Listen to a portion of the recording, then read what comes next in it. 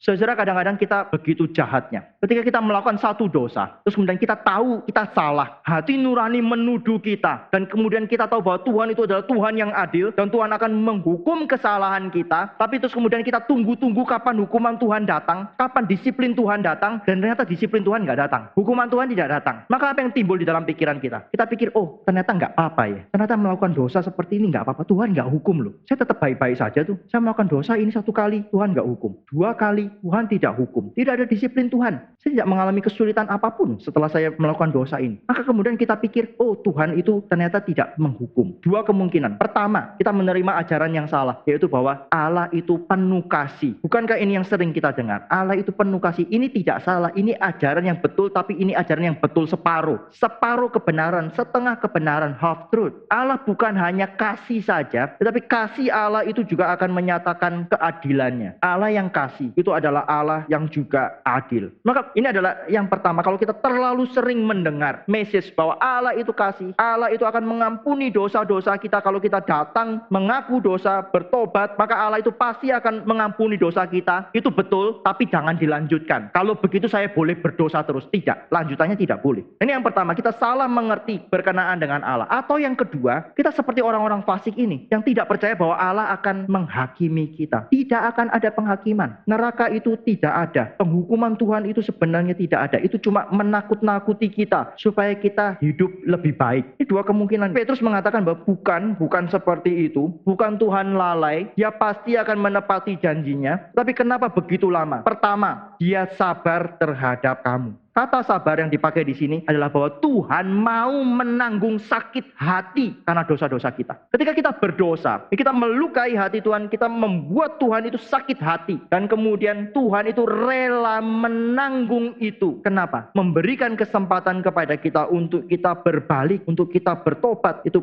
ayat 9 bagian yang terakhir. Ia menghendaki supaya jangan ada yang binasa, melainkan supaya semua orang berbalik dan bertobat. Bapak Ibu, saya tidak percaya universalism. Saya tidak percaya bahwa semua orang pada akhirnya akan diselamatkan, tidak. Dan ayat ini tidak bicara seperti itu. Kita harus tahu bahwa Petrus menulis surat ini hanya kepada jemaat. Petrus menulis surat ini hanya kepada orang Kristen. Maka ketika bicara semua itu bukan semua orang yang hidup di dunia ini. Semua di sini bicara tentang umat Tuhan. Allah ingin supaya setiap orang yang adalah bagian dari umat Tuhan itu diselamatkan. Tapi kita juga tahu tidak semua orang di dalam gereja itu memiliki iman yang sejati. Tidak setiap orang di dalam gereja itu ternyata sungguh-sungguh memiliki takut kepada Tuhan. Ya, ternyata tidak. Ya, tapi Tuhan memberikan kesempatan ini. Tuhan memberikan kesabaran ini. Bapak Ibu, ada satu contoh yang sudah sering saya sebut dan saya akan sebutkan sekali lagi. Bapak Ibu tahu di dalam Kejadian pasal yang ke-15 ketika Tuhan berbicara kepada Abram. Tuhan berjanji akan memberikan keturunan kepada Abram dan kemudian Abram percaya dan dikatakan di situ karena Abram percaya maka dia dibenarkan. Dan sesudah itu terjadi maka Tuhan kemudian memberitahukan apa yang akan terjadi dengan keturunan Abram itu. Namanya belum diganti menjadi Abram. Masih Abram. Apa yang akan terjadi dengan keturunannya? Tuhan mengatakan engkau akan memiliki keturunan, tapi pada suatu waktu keturunanmu itu akan dibawa ke Mesir menjadi budak di sana. Tapi keturunan yang keempat, artinya sesudah di Mesir 4